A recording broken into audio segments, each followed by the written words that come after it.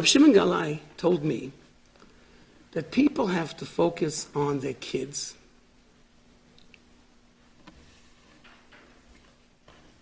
Even in the Narishkeiten. Even if it's shtusim. But Rabbi Sai and Rabbi Tzanai Sai, let's not teach our children to focus on our Narishkeit, on our shtusim. We got to live up. We got to parent. We have to show by example. What are we running to? What are we running from? What's important in our lives? What do we escape? The Kelev Hayam is a question in the Gemara. Is it a sea dog? Is it a mammal? Is it amphibious? The Gemara says, where does it run? Where does it escape to? If it dives in the water, it's ocean. It's seafaring. If it runs on dry land, then that's exactly what it is. Where do we run to? Do we run to shiurim? Are the ladies looking to grow and steig and sneas and other inyonim and chesed? And of course the ones here are the husbands running to shiurim? Or is there pushback that the Rebbe says gewaldige things about learning and the father's doing what he's doing, completely oblivious, just rushing to get to that shalom, to get to sleep?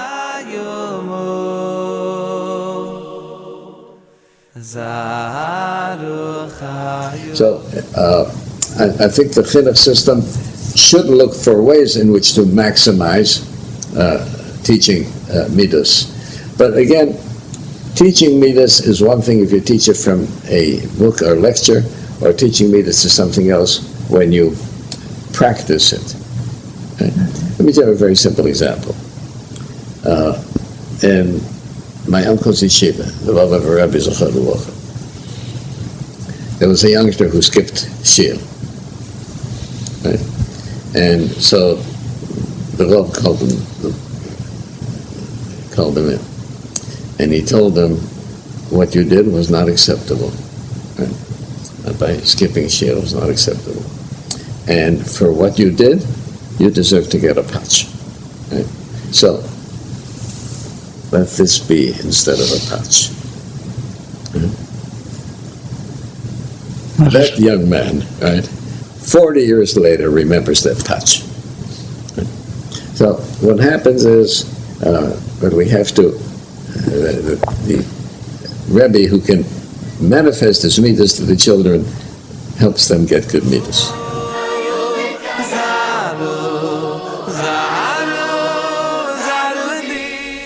Child was asked to draw a picture of his family members. Kid in the school. He asked to draw a picture of his family members. So, the kid draws a picture of his mother, and she's in the kitchen with an apron on. And he draws a picture of his sister, and she's running. And he draws a picture of his older brother. His older brother is chasing the sister, right? Well, everybody in standard position. And then he draws a picture of his father. His father is sitting at a table with a Gemara open. The windows are all darkened. There are stars. The kid draws stars in the dark light of the window. And there's a clock in the background facing midnight. That's his picture of his father. His father is sitting over Gemara at midnight. That's the picture, that's the image the child draws on a picture. That doesn't happen by itself. You can't get a kid to do that unless you're doing it.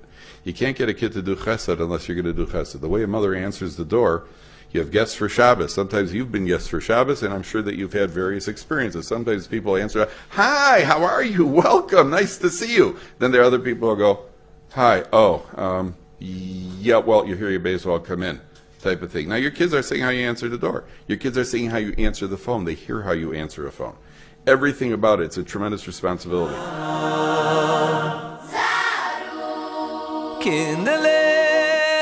There's a deep lesson. Ki HaKadosh Baruch Hu boicher b'yoser b'ktanim. Hashem picks out those children or those individuals who have something inferior about them. V'chol adam sheyesh bo tzad katnos. Any person, any child that has something that you might think is inferior, oz b'yoser HaKadosh Baruch Hu magbi. Hashem's going to lift this child l'shisei la'alfei ravova to make him a leader of thousands. All of us, think for a moment of your graduating class. Think of those guys and those girls that were in that class. Forget about the hairdos and forget about the clothes that they wore. But are the ones that are most successful now that we look back, those kids that we thought were going to be successful? Never. It's those kids that were sitting in the back, those kids who we thought would be nothing, Somehow they became leaders. Somehow they became great people. How did that happen? That's the ulam ochiv hakotan, and so many parents say the same thing. So many of us have children, and we thought, oh, this child, wow, he's going to be the greatest. And then it turns out that kid that you thought was going to be not so special, he's greater than all of them. How did that happen? Because Hashem is showing us what Yaakov said. Ochiv hakotan yigdal mimenu. Don't give up on any child. All of us know this in our own families, our children, extended families, and we know it in communities. That child that you thought was not going to be special turns out to be very special. You know why? Because there was a mother who loved that kid and gave him encouragement. Because there was a father or a rebbe or a friend who made that child feel special.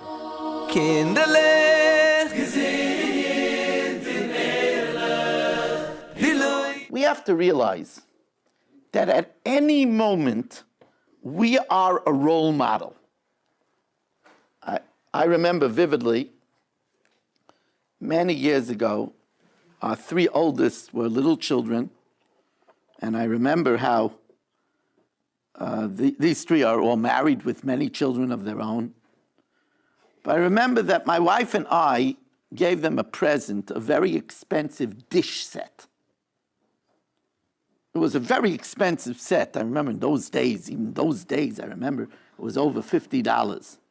And it came with a tablecloth, and it came with plates and goblets and a decanter. It came with everything. It was really sophisticated. And one day when I went to shul on a Friday night, my wife told me she watched mesmerized as they set a Seder table. And one person was Tati, and one was Mommy, and one was the kids. And my wife said she watched from a distance as they mimicked us to perfection.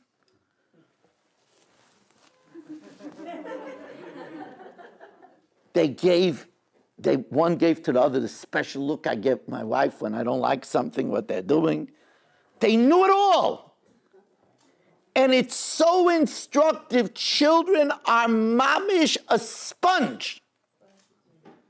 And they chap when they see daddy, tati, abba come home and he's reading the daily news, but he insists that they learn.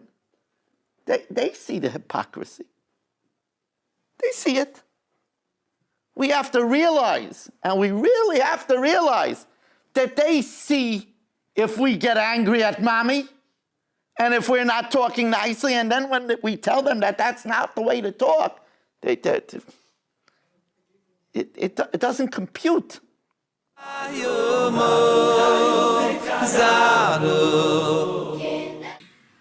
All of you have children, all of you have students, all of you have nephews, nieces, grandchildren, friends' grandchildren, communities.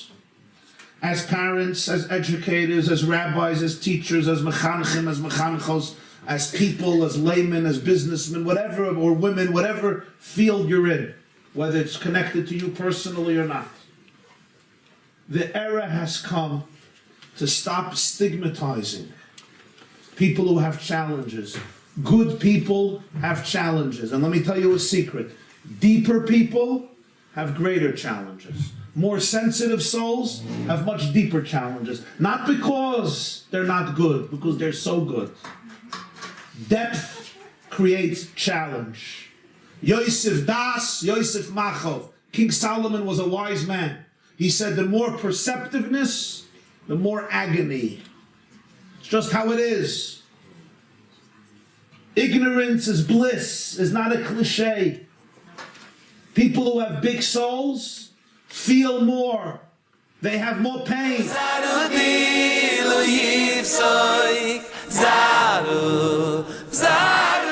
The great Rebbe Elchanan Wasserman, Zecher Tzadik Livracha, once said, why does it say, Echad Chacham, Echad Rasha, Echad Tam, Echad She'en Yodeh Lishol. One is the wise, one is the wicked.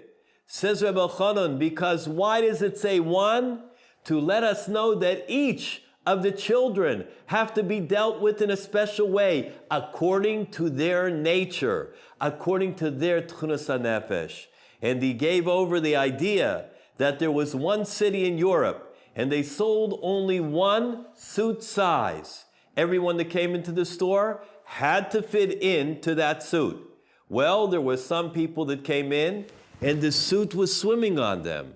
There are others that came in, and they could hardly fit their arm inside of the suit. And when they put it on, they were busting out of it. Oh, there were certain people that were able to come in, and they fit right into the suit, and they just walked out. However, it says Reb Elchanan, those that had to squeeze themselves into the suit, when they're going to go out and they'll bend over, they'll turn this way, the entire suit will split and rip. And that will be a youth at risk. Try to give every child the chinuch on their own level. Not one size fits all. Every child is different.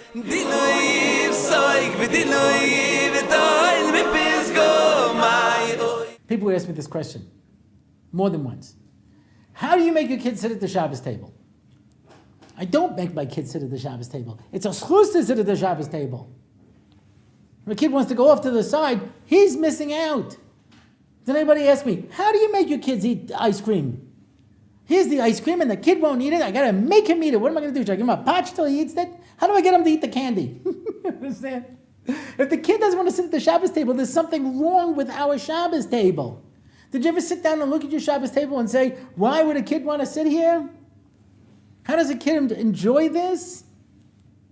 That's the question you have to ask yourself. You know? So, it depends on the kids, depends on the age.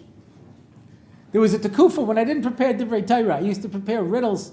I used to prepare jokes. I used to prepare puzzles. So the kids would sit there and they'd have a great time. They would love to sit at the Shabbos table. It was so much fun.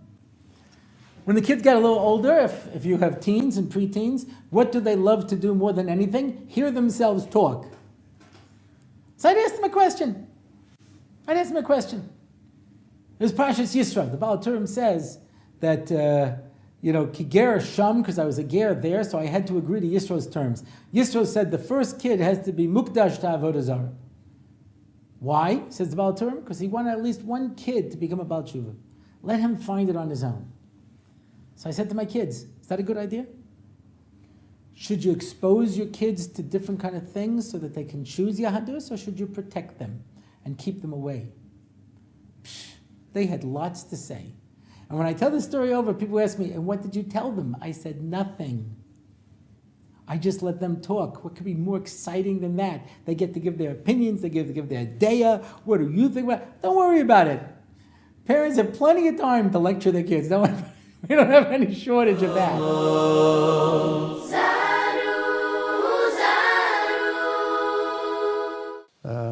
We have one family of 11 children. One child was born prematurely. This is a family of brilliant kids. Brilliant. Each one of them is brilliant. I'm not just saying because of the grandfather, because not all the other grandchildren are as brilliant. But each one of them is brilliant and outstanding. And this child was slow. He was born in the 8th month. He was in the hospital for a month, everything else. When he was small, he had to have special therapy. He had to have special training. When he started school, he had to have special tutors. Tutors in a group of siblings, all of whom skipped grades and were, His parents made him feel completely normal and special. This child has grown up today. He's married today. He has a child today. At no time did he feel inferior. That's a gigantic challenge for parents, because in the way the world looks at the world, at people, he was distinctly inferior. And yet, he's an exquisite Talmud Chacham today and everything. But so the challenge is in seeing each child the same way. The most important thing is the child should feel that you love him and that you care about him. That's the most important thing.